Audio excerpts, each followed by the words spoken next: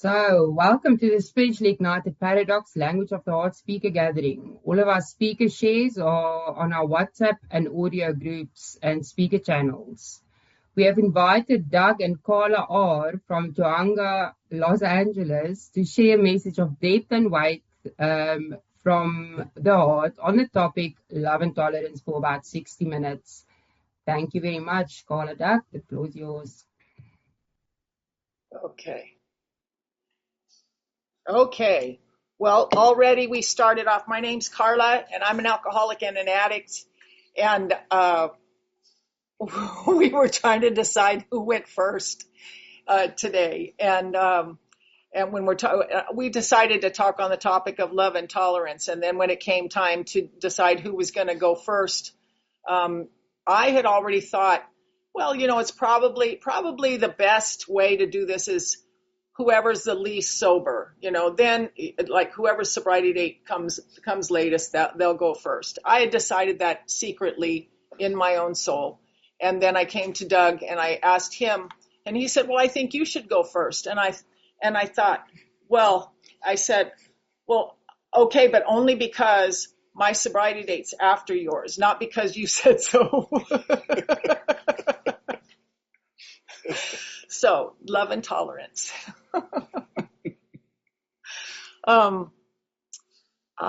First of all, I want to let you know I qualify to be here. When it comes to alcohol, if we're going to talk about preference, I didn't always need a drug. I didn't always end up on the dope man's door when I took a drink, but every time I took a drug, I ended up needing a drink. So, and even with cocaine, I stopped doing any drugs by the time crack came out. So I'm kind of grateful for that because, I've seen a lot of you and oof. But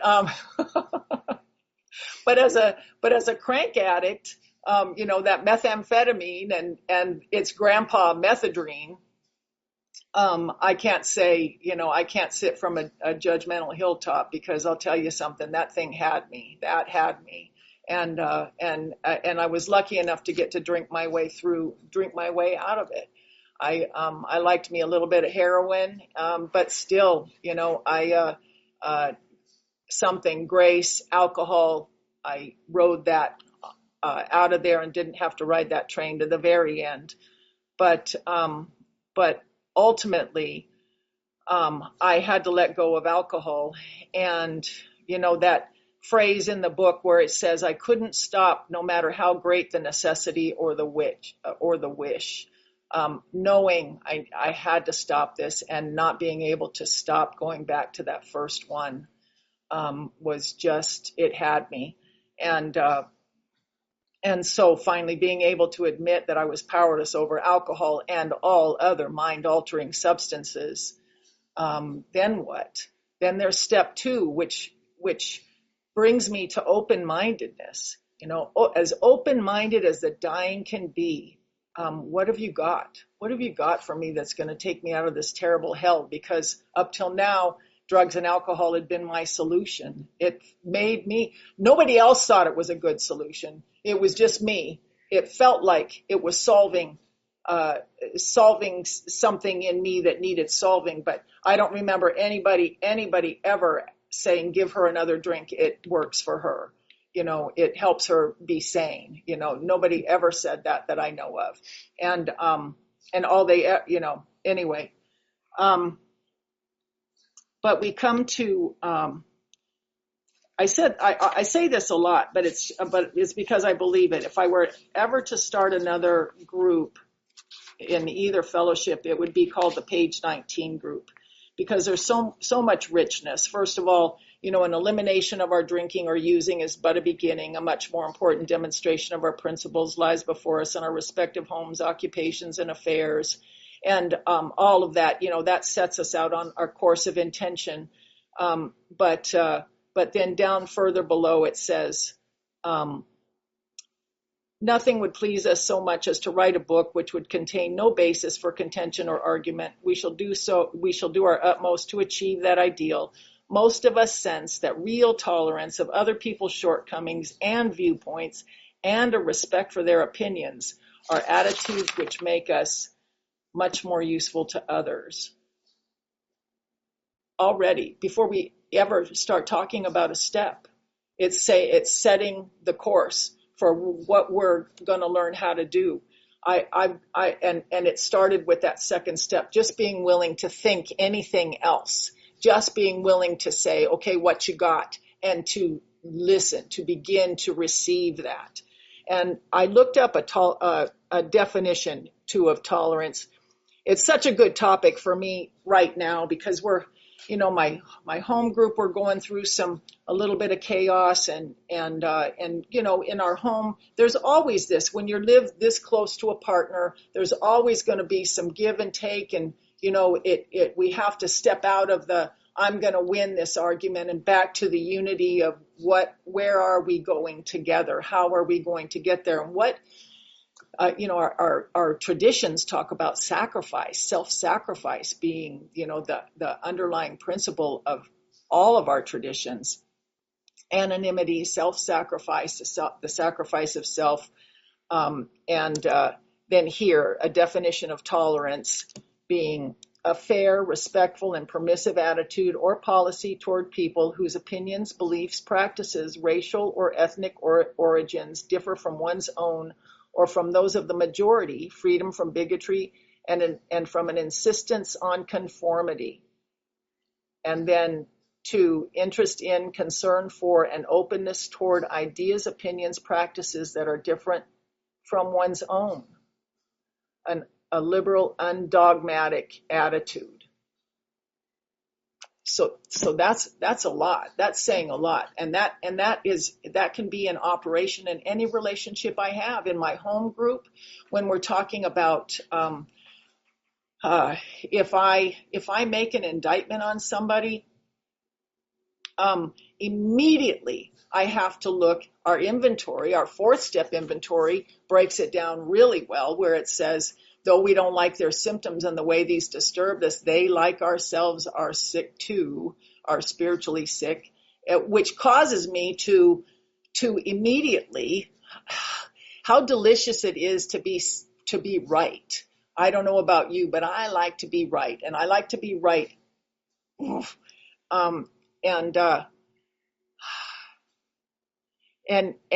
But immediately now these words come to me, though I didn't like their symptoms and the way they'd like me, he liked me. So if I'm talking about my husband, he liked me, and not just sick too. It can't land there. It can't always be, when we're talking about love and tolerance, it can't always be, well, that poor son of a bitch is just so sick.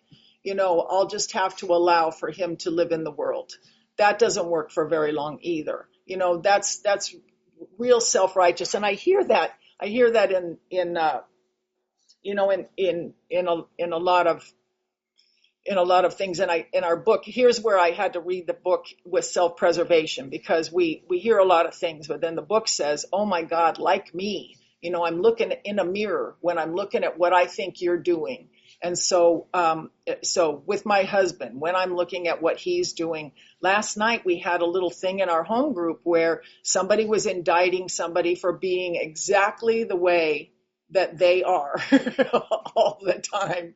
And we were on the 8th, talking about the 8th step and becoming willing, the process of becoming willing to make amends or to allow for the room, for the tolerance of both personalities, if you will, both souls to come in and find a place to meet where we can then begin to grow together in unity is, it's the goal. But, and if I can surrender to the process, and I think by now, my sobriety date, September 25th, 1987.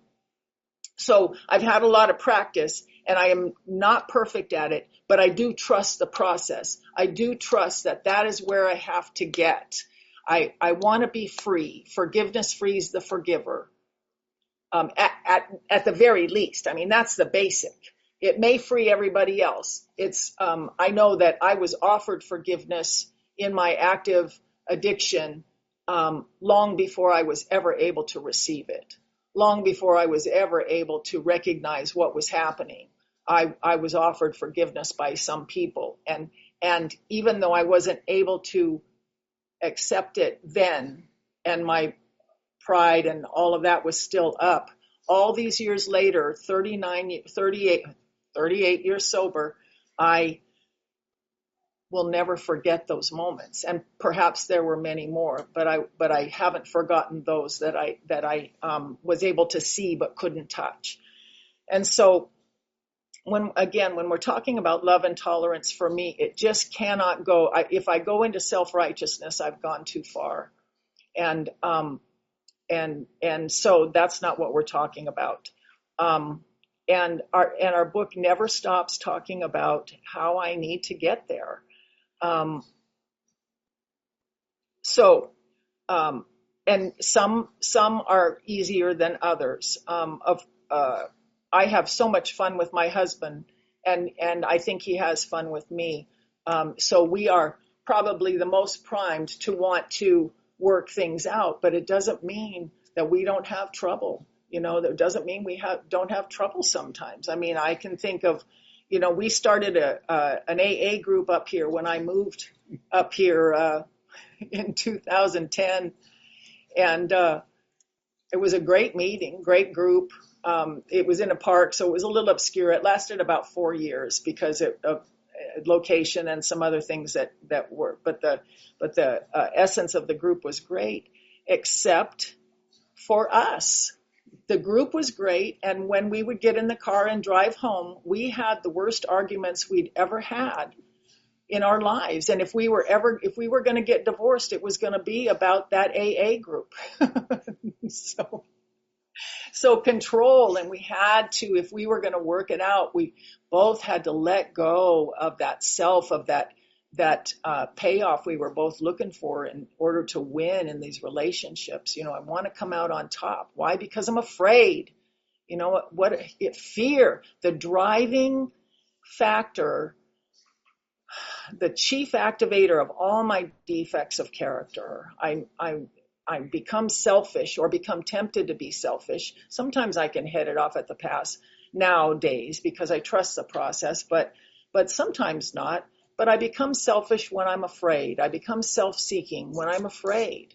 I become dishonest when I'm afraid. I'm going to lie to you if I'm afraid.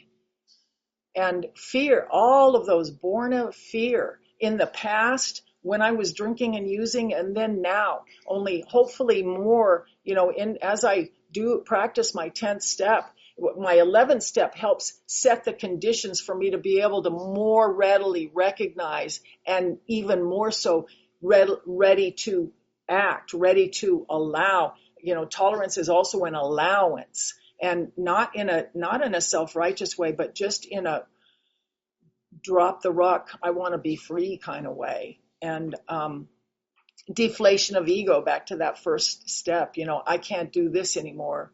What else we got? And then step 2, being willing to change my mind, to have a change of heart and spirit, and then being willing to let go, and then go through the process of the inventory again, self-examination, prayer, meditation, this thing that these acts, these actions that provide this unshakable foundation for living daily, which sounds sometimes like a continual act of practice of self-obsession, but it's really not. It's more self-awareness. And oddly enough, when I get ready to indict you or call you out for something I see you doing, immediately it slows me down when I remember, oh, crap, you spot it, you got it. And to use an old term, but I'm looking in a mirror. And my friend Larry Peterson used to break the 4th step down, the inventory, 4th or 10th, whatever he used to break it down pretty well. He'd say, when I would go to report somebody's dastardly actions, he would say, well, don't think that's going to look any better on you when you're doing it. And you have, and you will, and you might be doing it right now in your own life. So if I am willing to hold it loosely and look at you and see what your actions as a mirror, that doesn't mean that I can co-sign. It doesn't mean that I'm going to say what you're doing is okay, but it means that now this is the breeding ground for compassion. For I understand how you get there, pal, because I've been there too, or I might be working with that too in some other area. But it slows me down to remind me of my humanity here. We're all here on the same, we're all here on it doing the same thing. And then it becomes we. Then I become part of the we rather than I and you. And then, turning the world into others. And there was an old spiritual teacher named Ramana Maharshi who, when he was asked, how do we love others? He'd say, there are no others. And that's a pretty deep, it's a simple but deep concept, right? Deep practice. And I stumble all over that all the time. You still want to win. Even if I don't necessarily want to win, I don't want you to win. I don't want to be under your thumb either. And that can be kind of a funny line to walk. So this is where prayer and meditation, this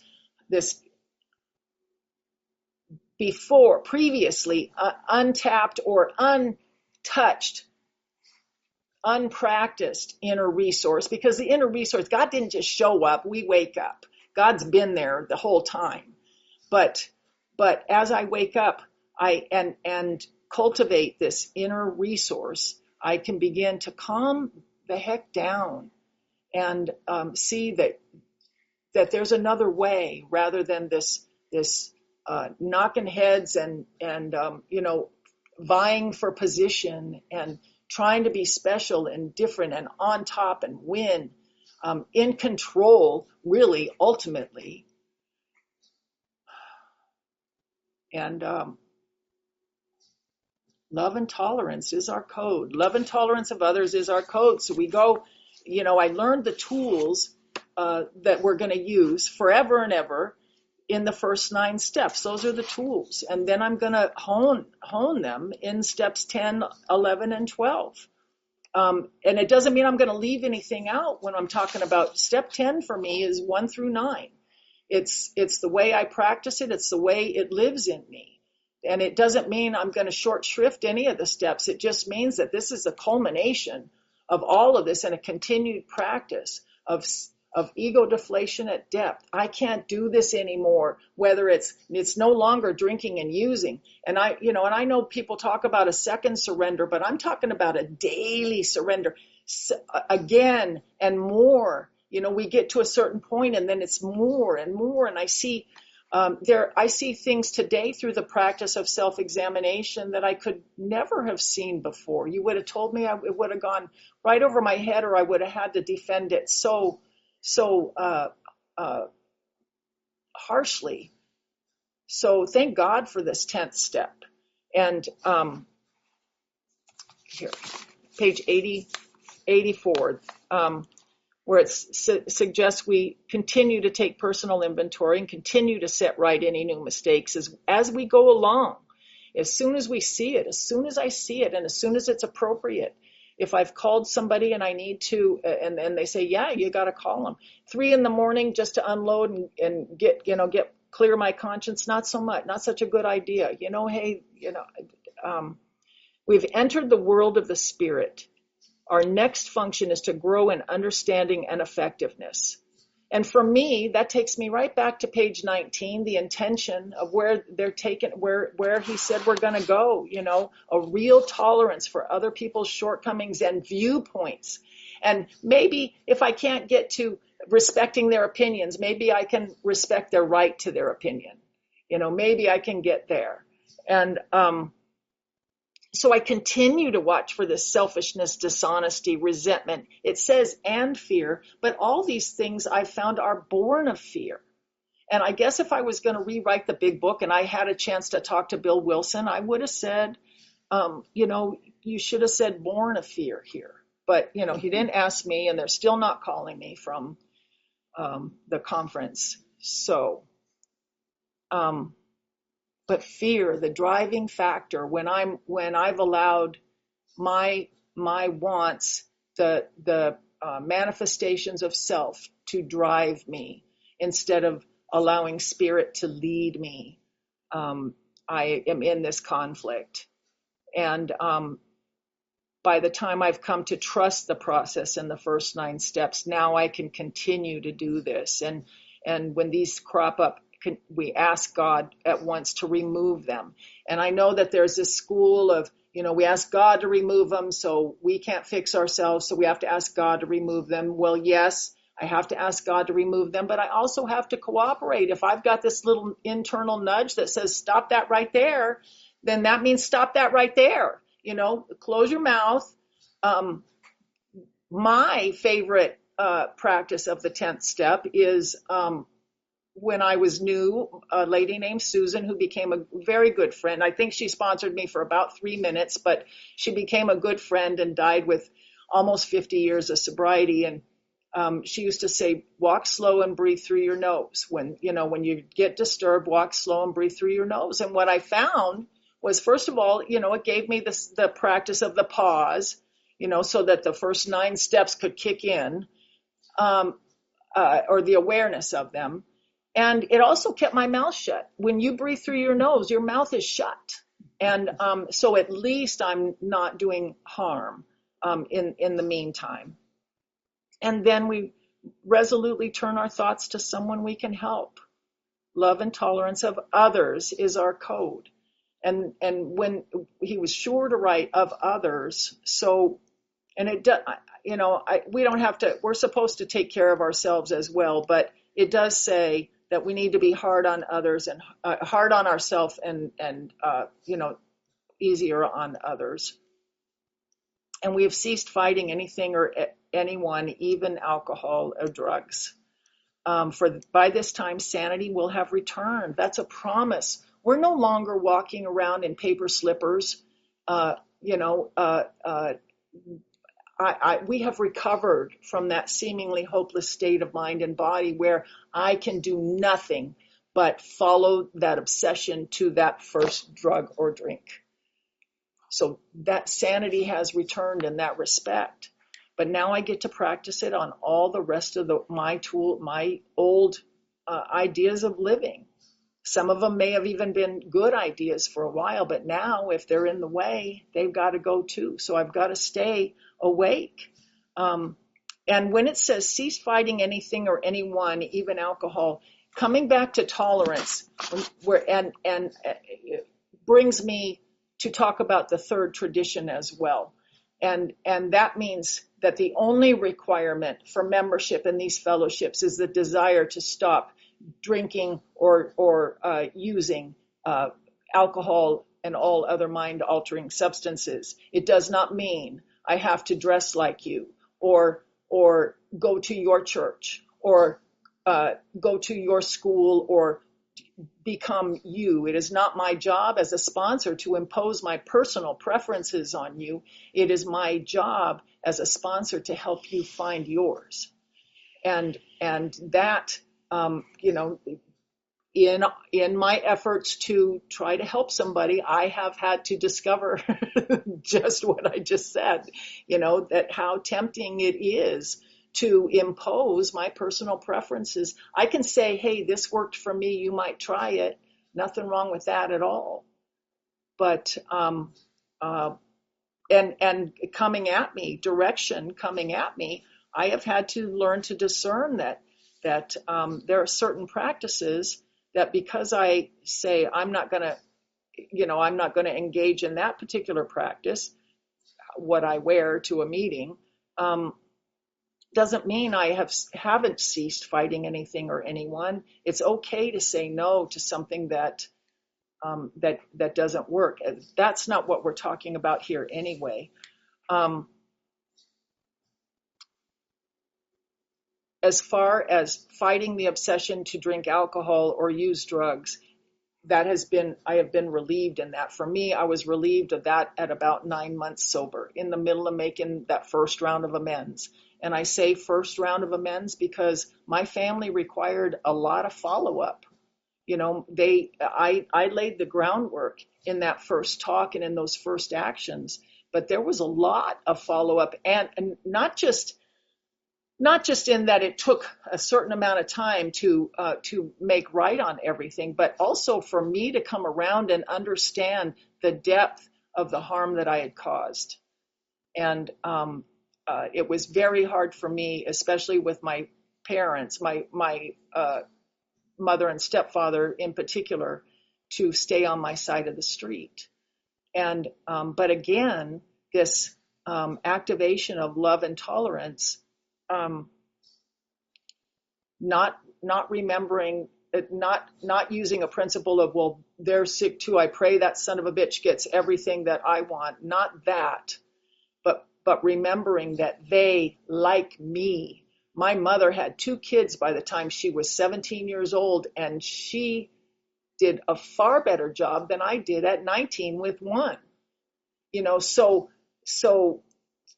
coming back to the meat on the bones of these relationships, I have to be willing to take a hard look at what's really at work here.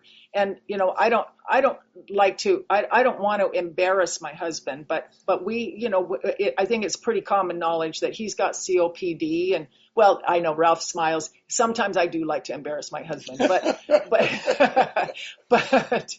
but he's got COPD, and we both are living with it.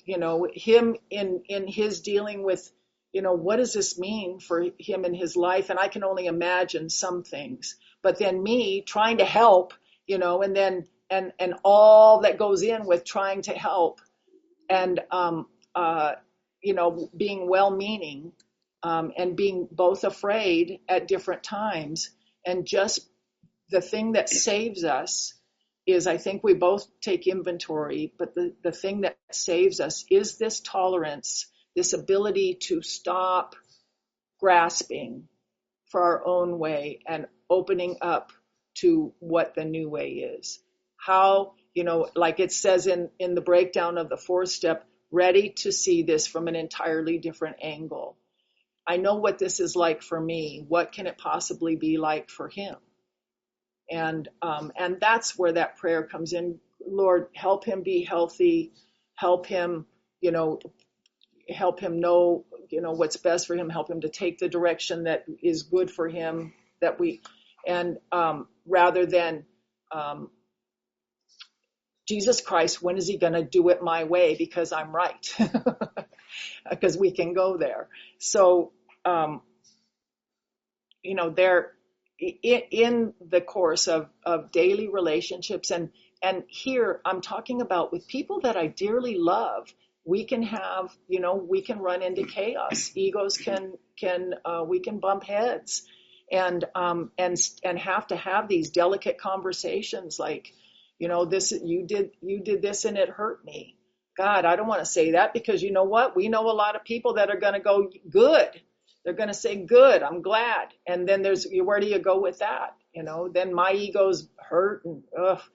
But for the relationships that do develop, when we're able to have these delicate conversations and get down below the personas and into the meat of the relationship and real love and tolerance, making room for each other and each other's points of views and feelings, man, there's nothing like it. It's real freedom, and again, I become part of the we.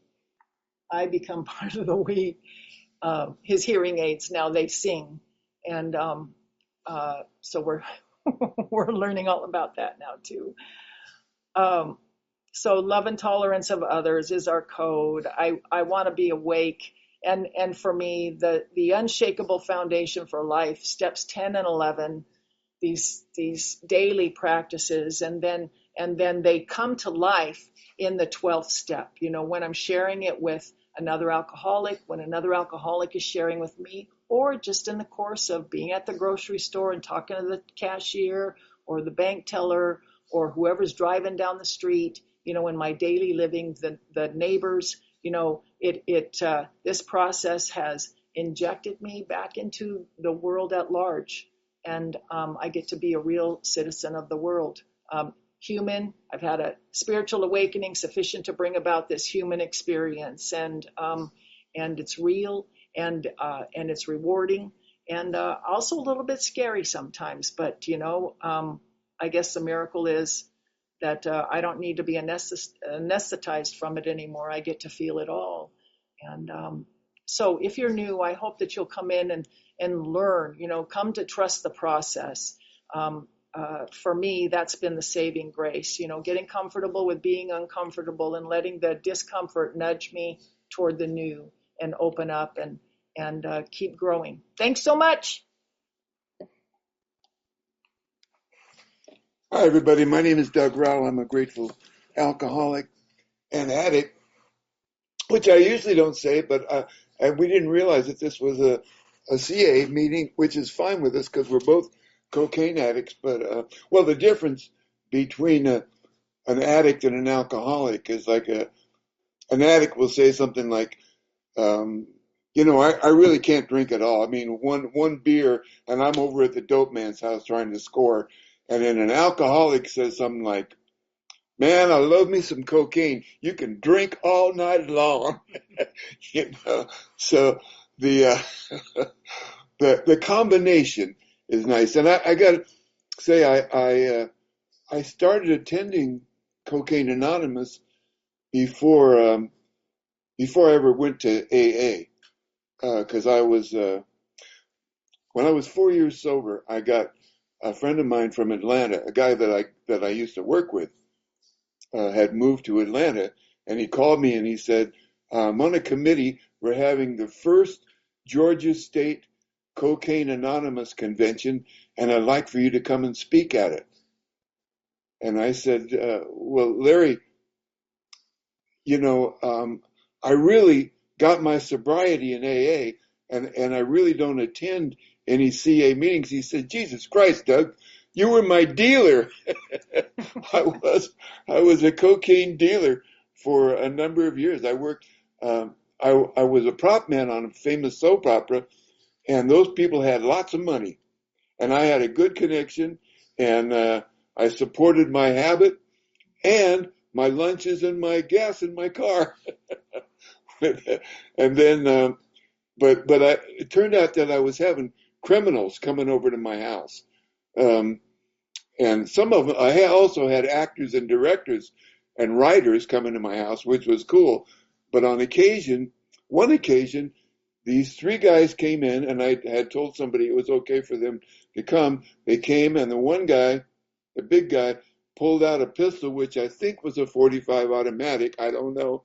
And he laid it on my dining room table, and we did our business, and I sold him an ounce. And then he picked up his gun. I guess, I don't know if he wanted to scare me, but if he did, it did. And put it back in his pocket, and they left. And I thought, man, I got criminals coming in my house. It didn't occur to me that I actually was one. But I decided I got to quit cocaine, and I went to CA. And I didn't have a lot of withdrawals, except that I would fall asleep at traffic lights, I wanted, but what happened was I was going to the CA meeting, and I liked the people. I didn't really have the clothes for it, but I just went, and they let me in. And there was a guy I was going to ask to be my CA sponsor, and I went up and started talking to him, and he said something I don't think he should have said. He said, if you want some quality sobriety, you ought to give up that whiskey. Now, I hadn't said anything to him about whiskey, and I was careful to brush my teeth before I went to that meeting, but it turns out I know now, sometime later, that if you drink enough whiskey, it starts seeping through the pores in your skin, so you don't have to have nothing on your breath for them to know about the whiskey. And so on the way home, so I didn't ask him to be my sponsor, and on the way home, I started having a serious conversation with myself, and I thought, when that happens, when it's time to quit. You can quit or not quit, but when it's time. So I quit CA, and I just for the next 2 years, I just drank like the good Lord intended, and I started having a lot of problems. If you're used to drinking whiskey and snorting cocaine, and you stop the cocaine, you fall down more frequently. And today I'm 81, and I'm finding out you can fall down for other reasons too.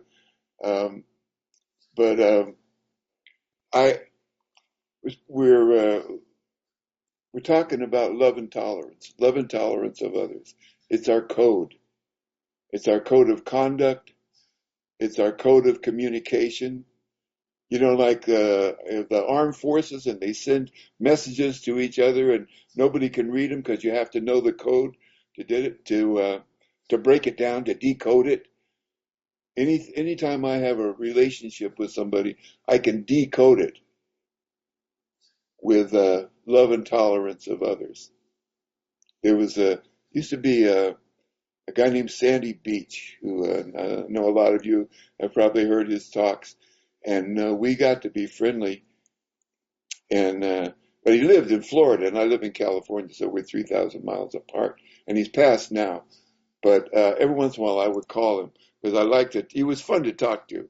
He had a really interesting attitude about everything, and it wasn't always direct. But I had heard him say, if you have a conflict with anyone over anything, there are only two solutions: make amends or forgive. Well, I make guitars, and there was a guy who had me make a guitar for a celebrity, and I made it, and everything worked out well. And so he had me make another one for another celebrity, and he was real picky about it. And so I was building it and carving it, and I carved a likeness of this child that it was for, and a special shape of the guitar. And uh, when I got it done, there were things about it that he didn't like. He didn't like the color of it, and he wanted all the hardware to be gold plated. So I had to take it all apart. I had to order a new neck for it with gold frets, which cost a lot of money. And I got it all together. And the original price of the guitar was $2,000. But with the work and the extra parts and everything, it added another $1,200. So when I called him, I said, I'll bring it to you. And I brought it to him, and he had given me 1,000, and he gave me a check for $1,000. And I said, no, there's another 1,200. It's 3,250 now. And he said, no, you said 2,000. That's what I'm going to give you. And I said, I got a neck. I told him all the stuff I just told you and more. And I said, you owe me another $1,200. And he said, well, you can sue me for it. I don't think you'll win. And I was like, oh my God. I went home and I was like, I don't need to make amends for this. And I'm not going to goddamn forgive him either, because I did the work, and I spent my own money, and I I don't remember if I called him, or I think I must have called him, but I talked to Sandy Beach that week, and I told him what happened.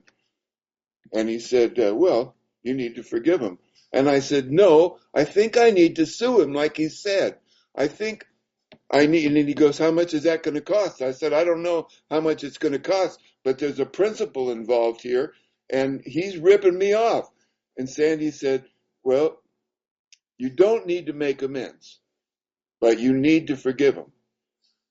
I said, I need the $1,200. And Sandy said, would you pay $1,200 for peace of mind? God damn it. Peace of mind, of course. If I could pay $1,200 and have peace of mind, of course. And that's a good. Every once in a while, when I have some conflict, I think of that. Sandy said, "Would you pay $1,200 for peace of mind?" Of course. And most of the time, it's not that expensive. It's less. And Carla mentioned earlier that the biggest fights we had were over the the meeting in the park we had. And it was a good meeting. It was based on steps, and it was a speaker meeting, and the speakers spoke basically on a step, but they had like a half hour to talk, and people shared. Anyway, but the biggest fights we had. One time, the biggest fight Carla and I ever had in our relationship, and I want to assure you that now, because of what she shared and what I'm sharing, it may sound like we fight a lot. We don't. 90% of our relationship is hugging and kissing and laughing, and helping each other and helping other people together. But this time we had the biggest fight we ever had was which should be our closing prayer. No, that's not it. Oh, now see, we're about to have another one. I think that the fight was whether we should close with the Lord's Prayer or the Serenity Prayer. And I think that written in the format was one of those prayers. And anyway, and Yes. okay, see, so I decided to close with the other one, whatever it was. And nobody minded except Carla minded, and then I had to stand my ground. And we got home, and we're standing on each side of the bed, and we're taking turns yelling at each other. Neither one of us are listening. And I love that part of. I love that you read the prayer of St. Francis here. The part of, I would rather be loved than I would rather love than be loved. I would rather understand than be understood. Grant me the strength, the wisdom to understand rather than to be understood. And it's so important. A former sponsor that I had, Clint Hodges, he's passed now. And he said to me one time, I was talking to him about somebody that I had come to terms with liking, and he said, come from love. It makes all the difference. And come from love, it makes all the difference. I've had to make a lot of amends in my sobriety. There was a time a guy who was dating a woman who had broken up with me because I was such a bad drunk, and he was dating her.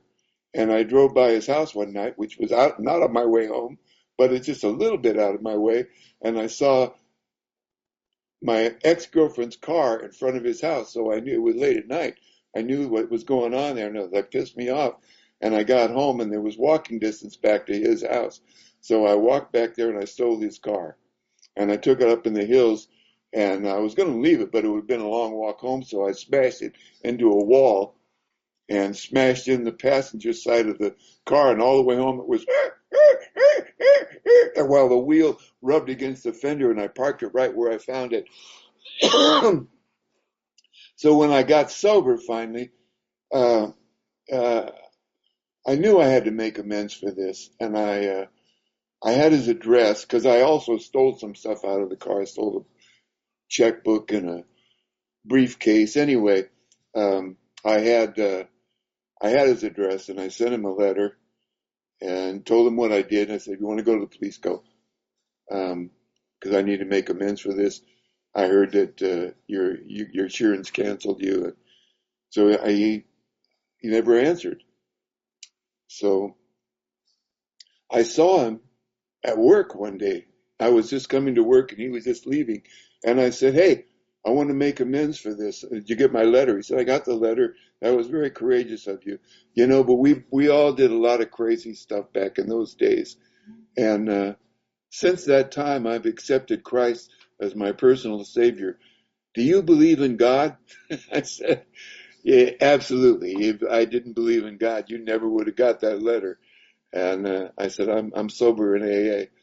And we hugged. And that was it. And I had a number of those kind of things. I had my grandson got a scholarship to go to Tulane University in New Orleans. And on his 18th birthday, I decided I had a little bit of time and some money to fly back to New Orleans and take him out to lunch and I had a present for him, and we went to the French Quarter, and we were sitting having uh,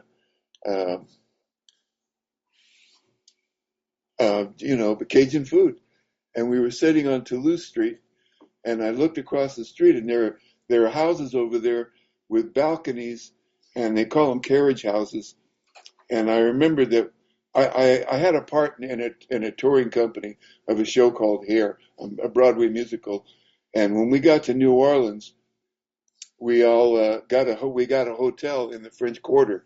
But the next week, for the first week, we were there for 2 weeks. The next week, the Super Bowl came to New Orleans. And all of a sudden, the prices went from $65 a night to $250 a night at the hotels. So the whole company had to move downtown to cheaper hotels.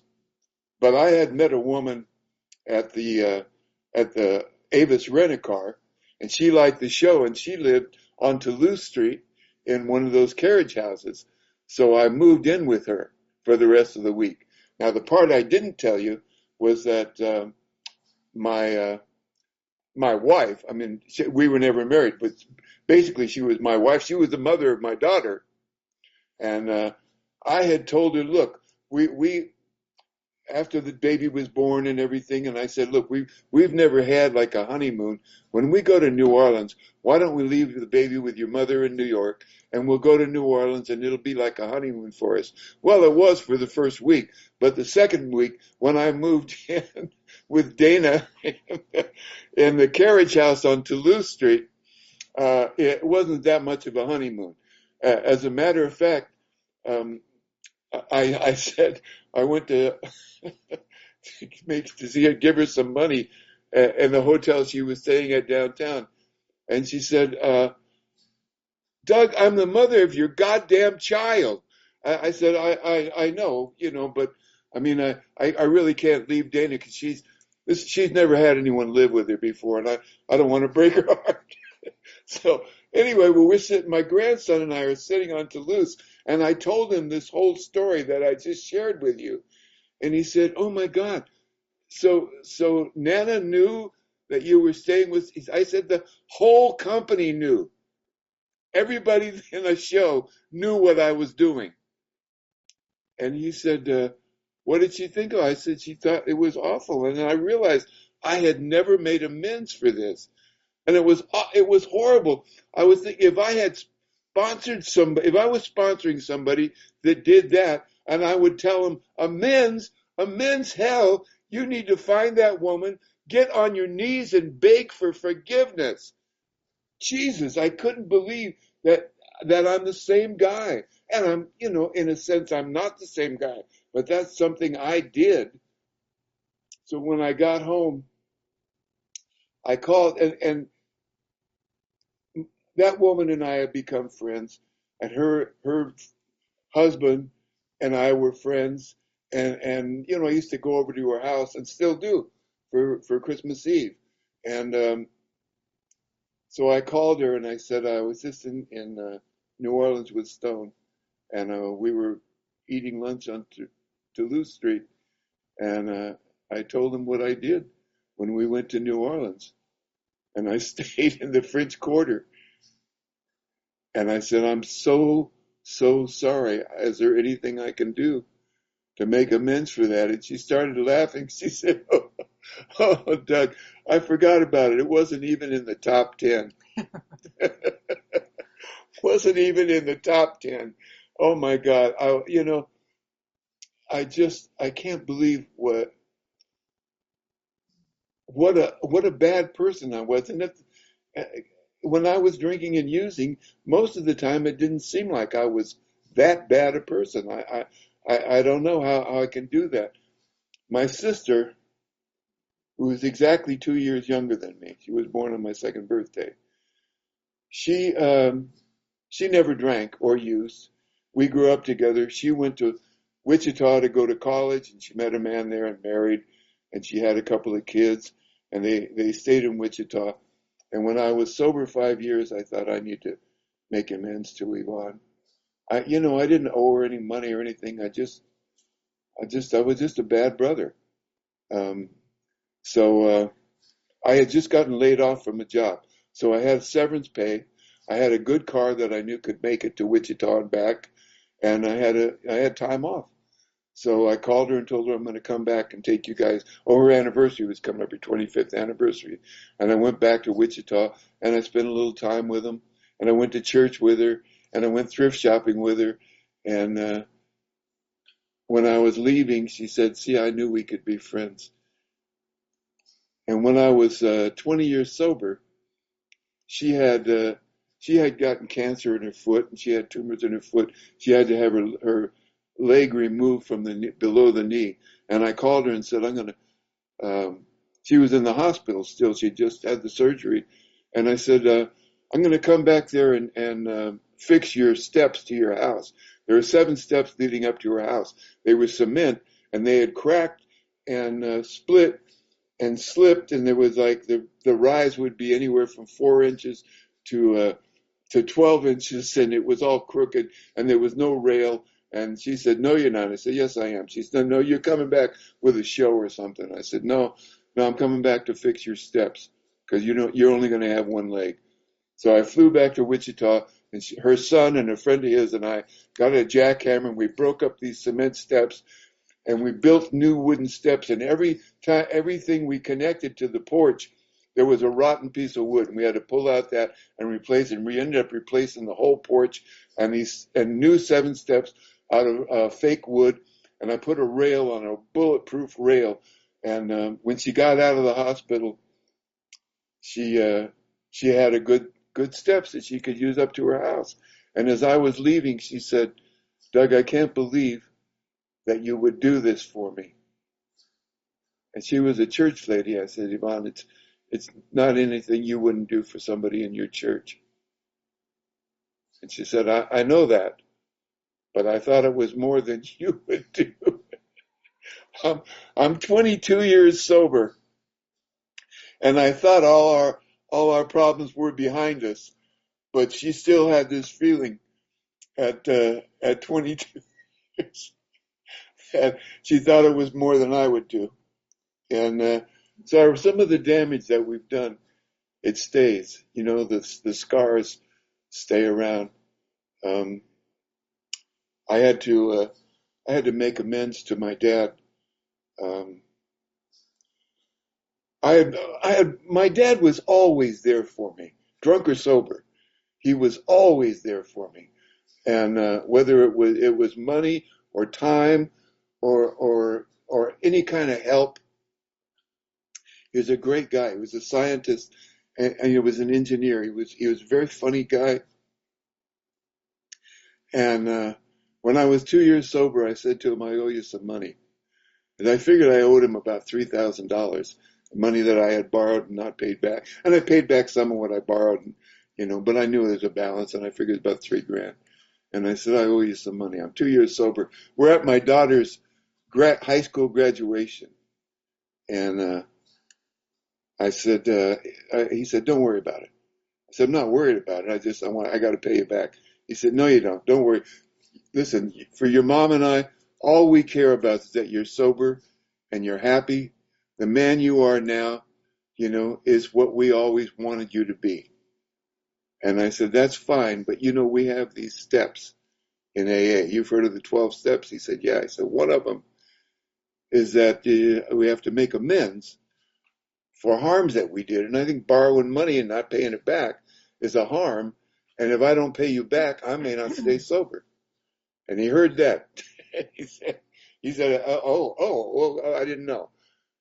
And I said, "Do you know how much I owe you?" And he said, "No, but I got it in the computer," which I thought, that's great. I don't need it. I don't want it. I just like to look at it once in a while. And so he sent me a printout of everything I borrowed, everything I paid back, and the balance was $7,200.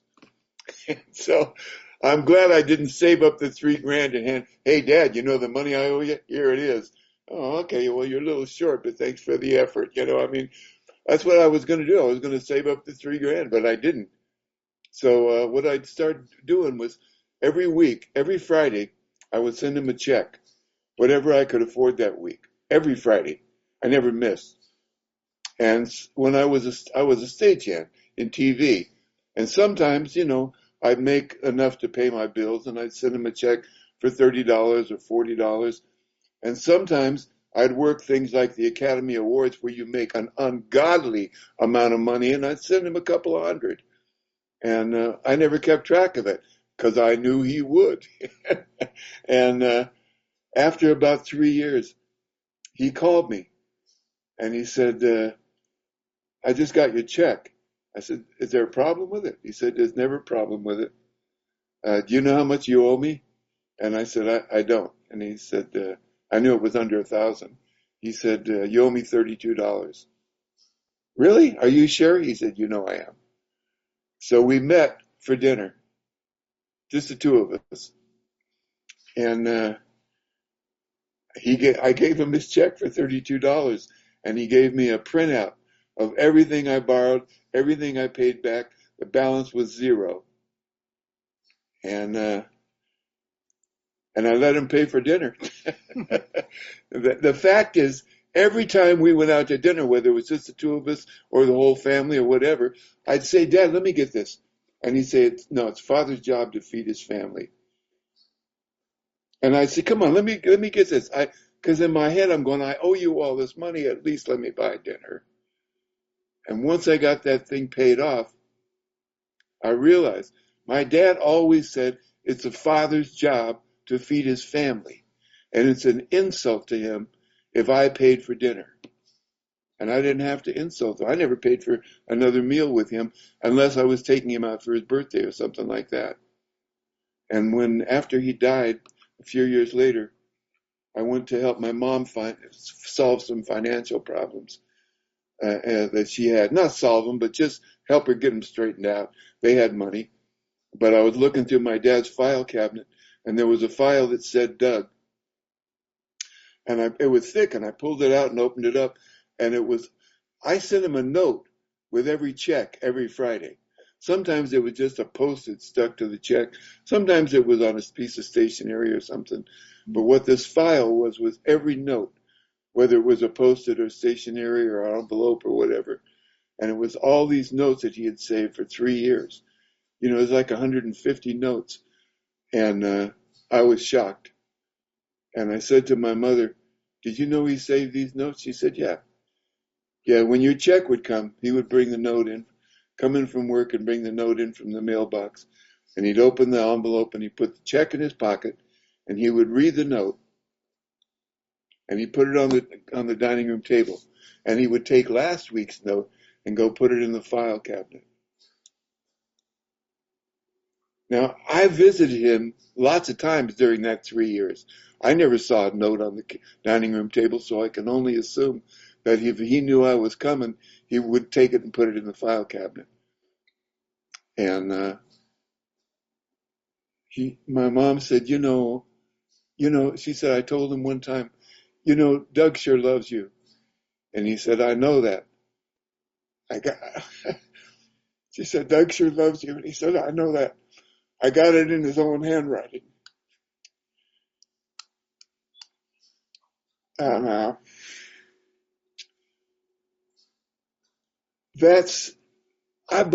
really believe that every step, every one of the 12 steps comes with a personalized note from God, a personalized message. Sometimes it's so small we don't even notice it, and sometimes it's huge, like a message from the grave saying, I love you, I respect you, I'm proud of you. That's what that said. And, I didn't resent my dad. I never resented him for anything.